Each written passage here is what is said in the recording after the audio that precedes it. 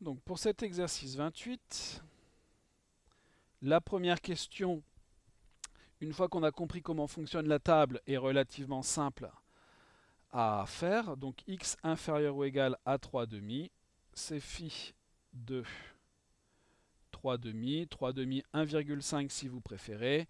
Et la table nous dit, on l'a déjà donné tout à l'heure, 0,9332. Donc ici j'ai marqué égal, mais c'est une erreur, puisque c'est une valeur approchée. 0,9332. Ensuite, une autre probabilité, c'est la probabilité que x soit supérieur ou égal à 1 demi. Ça c'est 1 moins la probabilité que x soit strictement plus petit que, 1 demi, pardon, mais comme on a vu, inférieur strict ou inférieur large. Dans ce cas, des probabilités à densité, des probabilités continues, c'est pareil. C'est-à-dire 1 moins phi de 1 demi. 1 moins phi de 1 demi, le tableau nous donne 0,6915. Alors ici j'ai même chose, j'ai marqué égal, mais je n'aurais pas dû, c'est environ. Bon là par contre il y a égalité entre les deux. Ce qui nous fait 0,3085. Donc P de x supérieur ou égal à 1 demi, c'est environ 0,3085.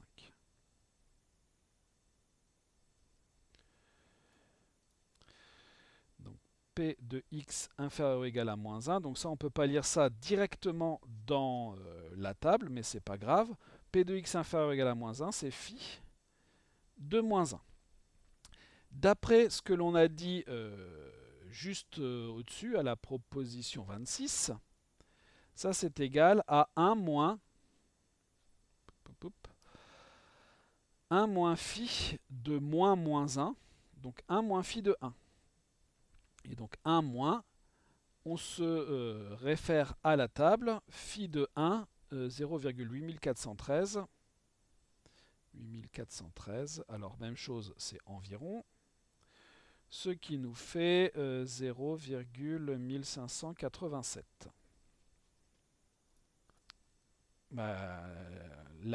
Comment dire, ce qu'on a déjà vu en fait, hein, ça c'est la probabilité être entre moins 2 et 2, c'est la fonction de répartition de 2 moins la fonction de répartition en moins 2. Je vais lire phi de 2 et ensuite pour phi de moins 2, je vais dire que ça sera, je fais la même chose qu'ici, 1 moins phi de moins 2, donc 1 moins phi de 2. C'est-à-dire, vous avez phi de 2 moins 1 moins, donc 2 fois phi de 2, moins 1. Si on regarde dans le tableau, phi de 2, on a 0,9772.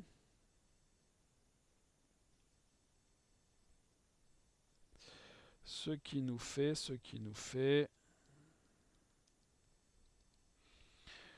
0,9544. Ça, c'est une première façon de faire. J'applique de façon brute, en fait, toutes mes formules et ça marche très bien. Mais on peut faire autrement. Si on regarde cette probabilité, donc un petit schéma de la courbe, un schéma très mal fait, mais l'idée c'est de regarder ce qui se passe. On regarde la probabilité d'être entre moins 2 et 2, c'est-à-dire cette probabilité-là. Si on regarde bien,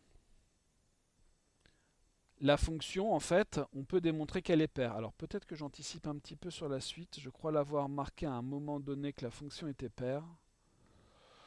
Ou est-ce que c'était à démontrer? J'ai un petit doute tout d'un coup. Je croyais l'avoir marqué. Bon, c'est pas grave. De toute façon, la fonction est paire. Ça, c'est à cause du carré dans l'exponentielle, en fait. Donc, c'est pas grave. Ça n'anticipe sur rien du tout. Donc, comme la fonction est paire, cette chose-là, ça sera 2 fois la probabilité d'être par exemple entre 0 et 2.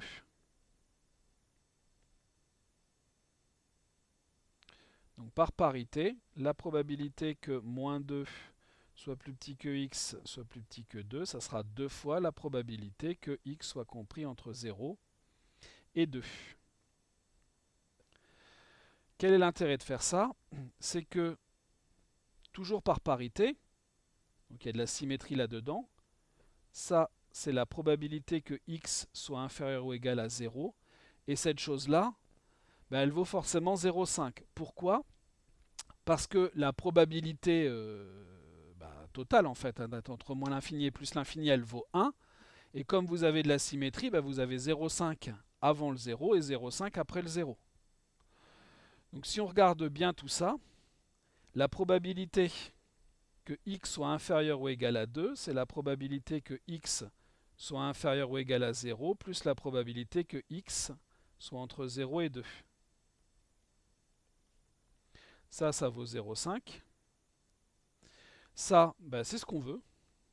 Et puis ça, c'est ce qu'on peut lire dans la table. Donc, P de x compris entre 0 et 2, qu'est-ce que c'est? Eh bien, c'est la probabilité que x soit inférieur ou égal à 2 moins 0,5. Et donc, on va obtenir exactement ce que l'on avait au-dessus, comme on le voulait deux fois. Deux fois la probabilité que x soit compris entre 0 et 2. C'est 2 fois phi de 2, moins 2 fois 0,5, 1. Donc, soit on peut s'en sortir en regardant, en utilisant nos formules, on y va de façon brute, soit, on peut raisonner avec ces petits morceaux de courbe. Alors évidemment, ça nous permet simplement d'avoir une idée globale des choses, mais derrière tout est justifié. D'ailleurs, à chaque fois que j'ai dit quelque chose, j'ai justifié ça par des histoires donc, de symétrie liées à de la parité et ainsi de suite. Bon, toujours est-il que bien sûr, peu importe la façon dont on s'y prend, à la fin on trouve la même chose à lire dans le tableau et bien sûr on a la même probabilité derrière. C'est la probabilité donc que x soit compris entre moins 1 et 2. Et là, on n'a pas trop le choix. Ça, c'est forcément phi de 2 moins phi de moins 1. Là, ça va être difficile de faire intervenir de la symétrie. Donc, on aura phi de 2 moins 1 moins phi de 1. Ou alors, on peut réutiliser le phi de moins 1 que l'on avait calculé au-dessus. Mais donc, ça sera phi de 2 plus phi de 1 moins 1. On regarde dans notre tableau. Phi de 2, je l'avais sous les yeux, c'est alors 0,9772. Phi de 1, il est juste quelques lignes au-dessus, c'est 0,8413 que l'on avait déterminé au-dessus, moins 1. Ce qui nous fait, j'aurais pu le calculer avant, 0,8185.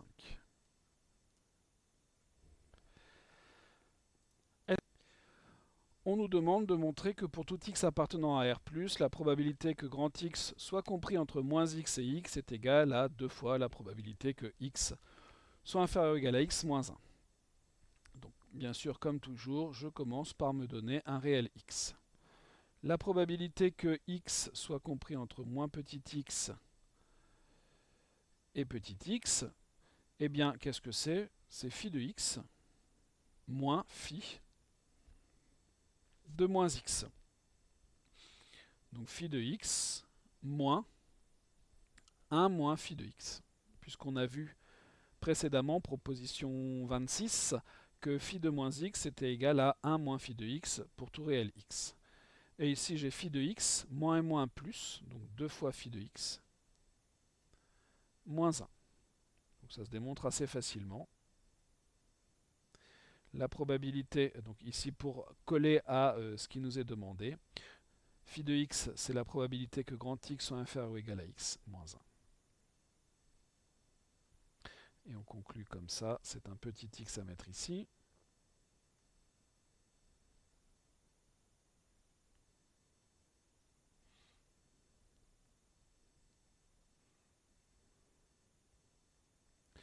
Voilà pour cette seconde question. Donc cette troisième question, on prend alpha dans 0,1 et on nous demande de montrer qu'il existe un unique réel positif U alpha, tel que la probabilité que grand X soit compris entre moins U alpha et plus U alpha soit égale à 1 moins alpha. Dès que vous avez l'existence d'un unique réel tel que, il y a fort à parier que derrière se cache l'utilisation du théorème des valeurs intermédiaires ou théorème de la bijection. Mais pour ça, évidemment, il faudra être capable d'utiliser une fonction qu'il va falloir trouver. Donc, si on regarde tout ça, je vais donc, bien sûr, on doit résoudre. En fait, c'est une résolution d'équation.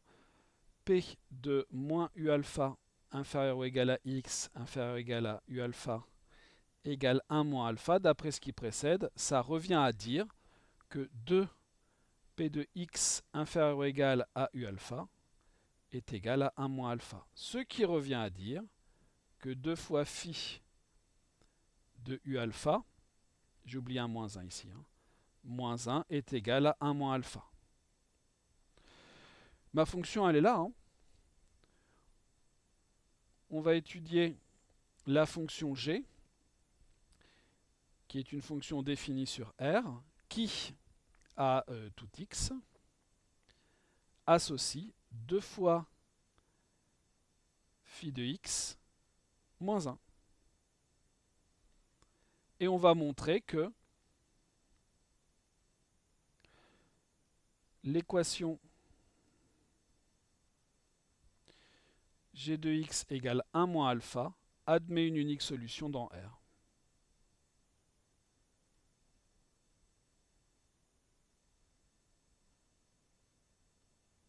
Pour ça, bien sûr, on va utiliser le théorème des valeurs intermédiaires, ou plus exactement le théorème de la bijection, ce qui nous assurera de l'unicité de la solution. Pour pouvoir appliquer le théorème des valeurs intermédiaires, ou plus exactement le théorème de la bijection, il nous faut une fonction qui soit continue sur un certain intervalle. Il faudrait qu'elle soit strictement monotone, ça serait l'idéal. Et ensuite, bien sûr, qu'elle passe d'une valeur en dessous de ce qui nous intéresse, c'est-à-dire de 1 moins alpha, à une valeur au-dessus de 1 moins alpha. Bon. Déjà, on peut remarquer que phi, c'est une fonction de répartition. Donc phi, forcément, est continue sur R. C'est une des propriétés des fonctions de répartition. Ensuite, on sait également, fonction de répartition, que phi est strictement croissante sur R.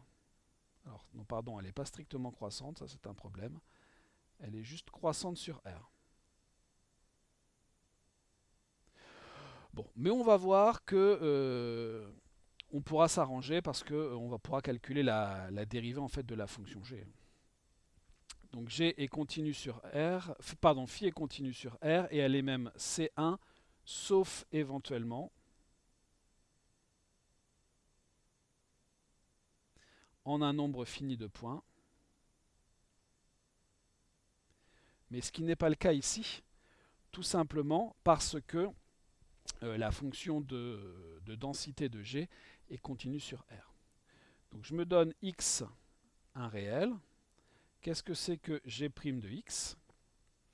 C'est 2 multiplié par phi' de x, c'est-à-dire 2 fois 1 sur racine de 2pi exponentielle de moins x carré sur 2. On est d'accord que tout ça c'est strictement positif. Donc G est strictement croissante sur R.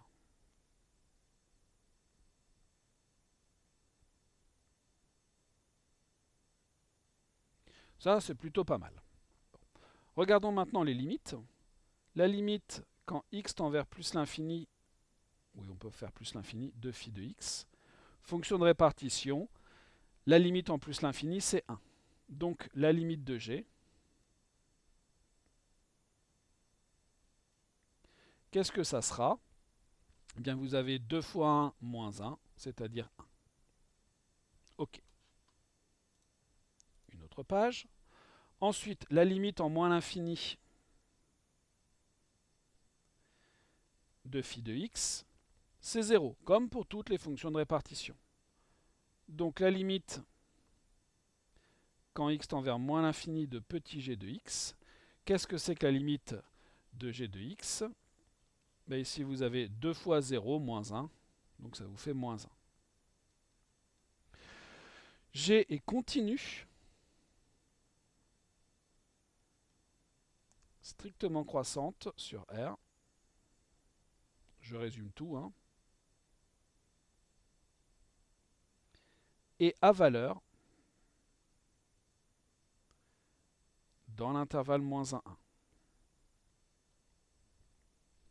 Très bien. De plus, alors on peut même faire mieux parce qu'on nous a dit, je crois,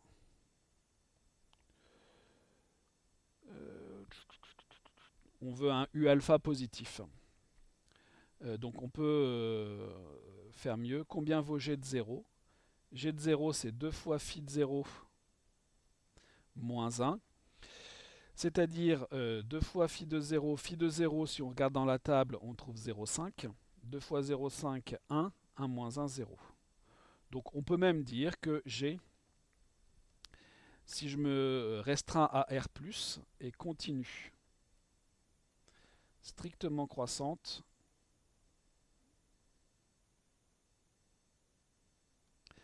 sur R+, et à valeur, cette fois, hein, si je me restreins à R+, dans 0,1. Maintenant, il faut regarder ce 1 moins alpha. On sait que alpha est dans l'intervalle 0,1. Donc 1 moins un nombre dans 0,1. 1 moins alpha est aussi dans 0,1. C'est donc une valeur intermédiaire. D'après le théorème de la bijection,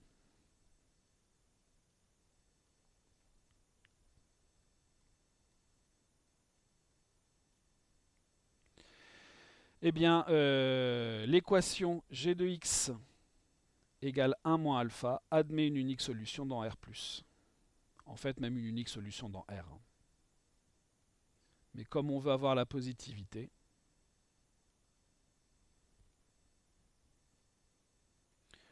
donc, il existe un unique U alpha appartenant à R+, tel que G de U alpha est égal à 1 moins alpha, ce qui revient à dire qu'il existe un unique U alpha appartenant à R+, tel que P de x compris entre moins U alpha et U alpha soit égal à 1 moins alpha.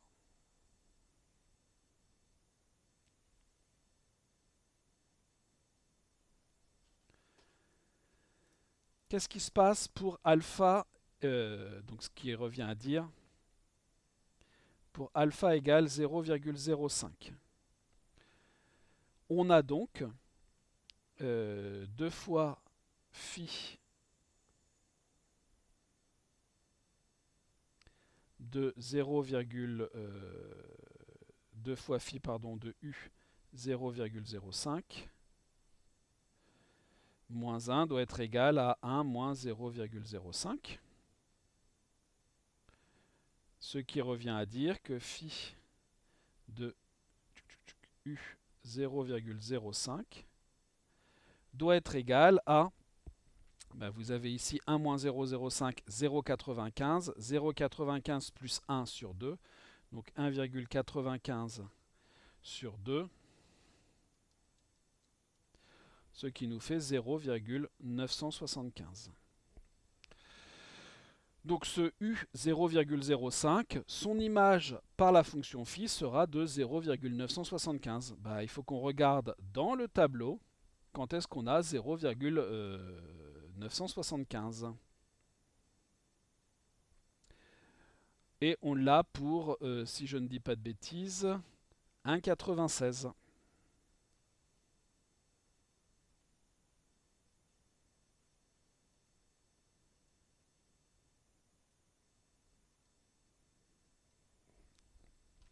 Je cherche dans la table de valeurs, donc parmi toutes les valeurs, mais si vous regardez bien, elles sont plus ou moins rangées dans l'ordre. Hein. Donc vous cherchez 0,975 dans toutes les valeurs et ça correspond à 1,9 colonne de gauche, 0,06 colonne du dessus, donc 1,96. 0,01. On aura la même chose, on aura phi de U 0,01 qui devra être égal à 1 plus 1 moins 0,01 sur 2, c'est-à-dire 1,99 sur 2, c'est-à-dire 0,995. Même chose dans la table, je cherche 0,995. 0,995 et on a 2,47 et 2,48, c'est entre les deux, si je dis pas de bêtises. Donc d'après la table, U0,01, c'est environ 2,49. 2,48, on peut donner les deux. Pardon, 2,47, 2,48. Donc 2,48. Ce qui veut dire que là aussi, pour avoir une probabilité de 0,99, donc une erreur de 0,01, c'est ce que caractérise en fait ce alpha, il faut que grand X soit compris entre moins 2,48 et 2,48.